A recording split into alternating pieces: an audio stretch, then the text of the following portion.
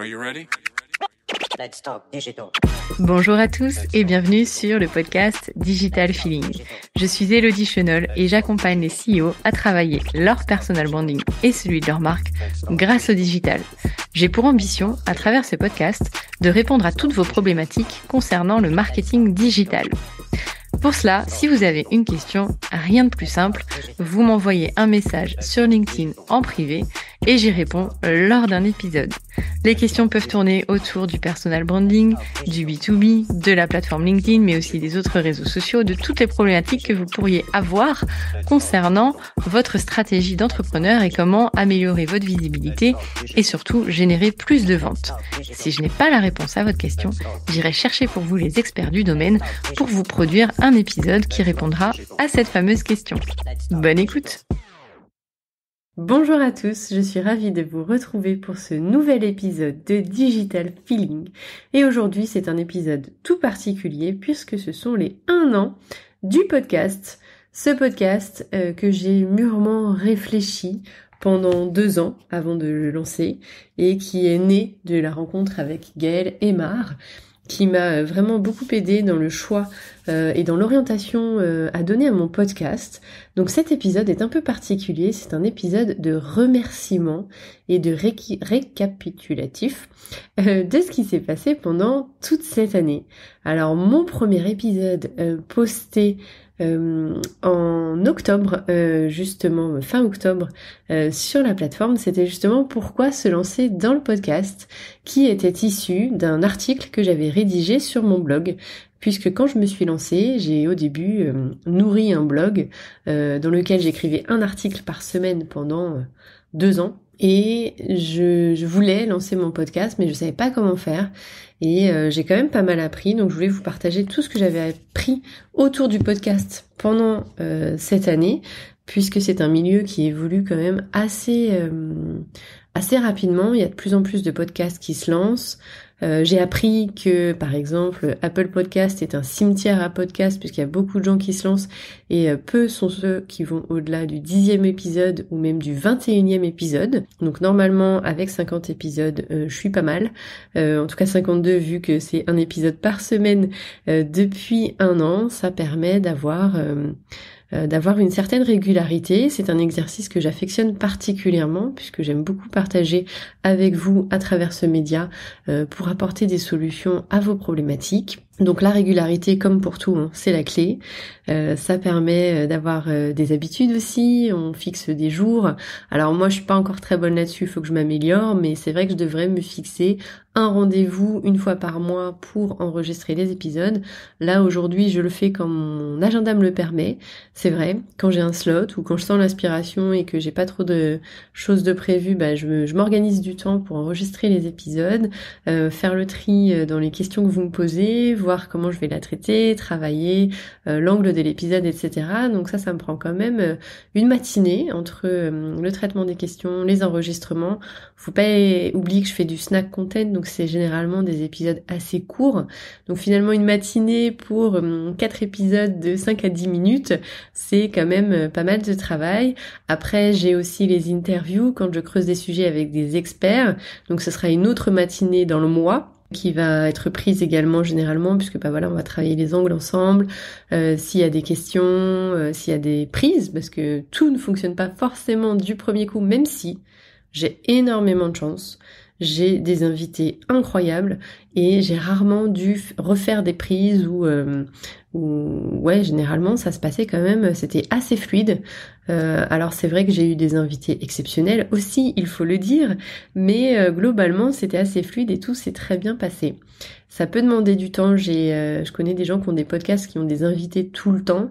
Là, c'est une autre logistique parce qu'il faut cibler ses invités, les relancer, etc. Moi, généralement, on vient me voir, donc c'est aussi un petit peu plus facile. Et puis, au détour d'une conversation, généralement, dire tiens, j'aimerais bien creuser ce point-là avec toi sur mon podcast, et puis ça se fait assez naturellement. Donc c'est vrai que j'ai pas eu de no-show et que j'ai pas eu de soucis par rapport à des invités en tout cas. Donc ça c'est ce que j'ai appris, c'est de le faire au feeling. Mais si vous me connaissez et me suivez depuis quelques temps, vous aurez compris que c'est une notion importante pour moi. Pour l'enregistrement, les invités, le cimetière de podcast, ce que j'ai appris aussi, c'est qu'il faut s'équiper. Investir dans un micro, c'est pas un gros investissement. Et ça permet de faire toute la différence dans les enregistrements de podcast. Sinon, vous avez toujours l'option de l'intelligence artificielle, Adobe Podcast qui va retraiter le son. Donc ça peut être aussi une option, c'est pas mal. Ne pas enregistrer le podcast dans une pièce qui est trop grande, trop ouverte, voilà, parce que le son sera pas de la même qualité, même si c'est exactement ce que je ne fais pas pour cet épisode.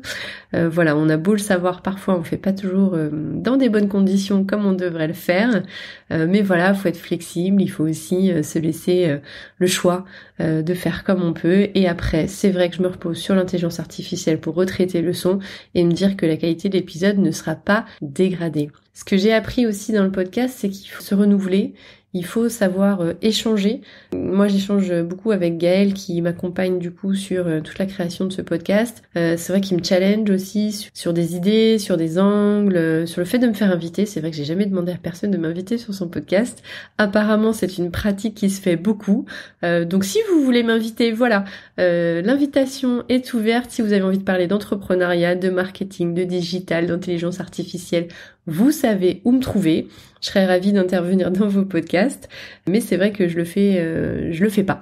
Je n'ai pas demandé effectivement à ce qu'on m'interviewe dans les podcasts. C'est quelque chose que je vais changer. J'ai suivi aussi une formation avec Barthélémy Fent et Thibaut Fourcade qui proposaient une formation pour trouver un sponsor pour son podcast. Alors, j'ai pas été bonne élève là-dessus, mais j'ai appris énormément de choses hyper intéressantes. Super formation que je vous recommande au passage, parce que déjà, on a un pool de podcasteurs, donc on peut échanger des bonnes pratiques. Même si j'ai pas été très active sur les WhatsApp, c'est quand même, on est quand même dans une même problématique, et donc c'est toujours intéressant d'avoir le point de vue des autres personnes qui lancent des podcasts. C'est vrai que pour le faire sponsoriser, il faut faire plusieurs démarches que je n'ai pas entrepris encore aujourd'hui, mais je le ferai parce que je trouve que c'est important de toucher une audience hyper ciblée, hyper qualifiée, et pas forcément avec je vais pas aller voir Nike demain, je vais aller voir des sponsors un peu plus petits, mais le podcast est un écrin privilégié, et si vous-même vous avez un podcast, c'est quelque chose que vous pouvez totalement envisager d'avoir un sponsor, en tout cas pour au moins absorber les frais du podcast en lui-même. Bon, vous l'aurez compris, c'est pas une stratégie encore tout à fait développée de mon côté, mais c'est quelque chose à laquelle je pense. Je prends mon temps. Je sais pas si vous avez remarqué, c'est vrai que je fais beaucoup de contenu, je crée beaucoup de contenu, mais pour autant, je prends le temps de bien faire les choses, de les assimiler, de réfléchir à la stratégie qui sera la plus adaptée selon moi par rapport à mon podcast, par rapport à mon audience, par rapport à vos problématiques, parce que se faire sponsoriser par une marque de basket, par exemple, si je reprends l'exemple de Nike, ça va pas vous apporter grand-chose, alors qu'en revanche, un service ultra ciblé qui peut vraiment répondre à un problème, tout simplement, là, ça peut être quelque chose d'intéressant et pour vous et pour moi. Donc vraiment, il faut que ce soit un win-win. Donc c'est encore en cours de réflexion de mon côté. Ce que j'ai appris de cette année de podcasting, c'est que vraiment, c'est un média que j'affectionne. Je ne vais pas arrêter demain parce que je trouve que ça permet de pouvoir partager dans un écran des solutions qui sont applicables, que vous pouvez écouter quand vous faites votre sport, quand vous faites votre ménage, si vous êtes en voiture. Voilà, il y a plein de façons d'écouter un podcast, il y a plein de façons de mettre en application ce qu'on apprend. Donc moi j'aime beaucoup ce canal, donc je vais le garder. Je pense que c'est un média qui est intéressant, même s'il est couplé à d'autres médias. Je ne fais pas que du podcast. J'ai d'ailleurs un autre podcast que je co-anime avec Christian Malissard qui s'appelle Smart Conversation, qui a un angle business et management, avec qui je me régale. Donc c'est vrai que le podcast reste un média que j'affectionne particulièrement. Et je réfléchis à une dernière leçon peut-être que j'aurais appris cette année avec le podcast. Effectivement, c'est que c'est chronophage dans le sens où, une fois qu'on a fait, effectivement, j'ai fait ma matinée d'enregistrement, il y a quand même ensuite l'envoi à l'ingé son qui fait de son mieux pour récupérer mes bandes audio et les rendre sympas à l'écoute. Et ensuite, il faut aussi rédiger toutes les descriptions des épisodes de podcast. Ça, c'est un travail sous-estimé qui est assez chronophage parce qu'on s'en souvient pas forcément, parce que moi je fais pas des notes en amont, donc je réécoute les épisodes pour ensuite rédiger la description. Donc forcément c'est quelque chose que je devrais améliorer, le process n'est pas optimal, mais voilà, c'est assez chronophage. On a tendance à le sous-estimer et ensuite, une fois que vous avez rédigé, que vous publiez votre épisode, eh bien il faut en parler au-delà du podcast, il faut en parler sur les réseaux sociaux. Moi j'en parle sur LinkedIn, j'en parle dans ma newsletter, mais il faut en parler un maximum pour qu'on puisse connaître votre média et lui donner de la visibilité. Voilà, c'était un partage, un petit épisode anniversaire retour d'expérience sur ces 1 an de podcast. Merci à Gaëlle Aymar qui m'accompagne depuis 1 an. Merci à Christian Malissard, j'aime à l'appeler mon partner in crime de podcast pour Smart Conversation. Mais surtout, merci à vous pour votre écoute, merci à vous pour me stimuler avec vos questions, me challenger et d'aller chercher toujours les bonnes personnes pour y répondre. Vous l'aurez compris, c'est un énorme merci que je vous adresse et je vous retrouve bientôt avec une problématique. Thank you. You're welcome. Let's talk digital. J'espère que ce podcast vous a plu. Si vous avez aimé cet épisode, n'hésitez pas à soutenir le podcast en laissant une note et un avis sur Apple Podcast ou sur vos plateformes d'écoute. Ça me permettra de remonter et de pouvoir partager à d'autres entrepreneurs les réponses que vous vous posez. Merci à tous, à bientôt.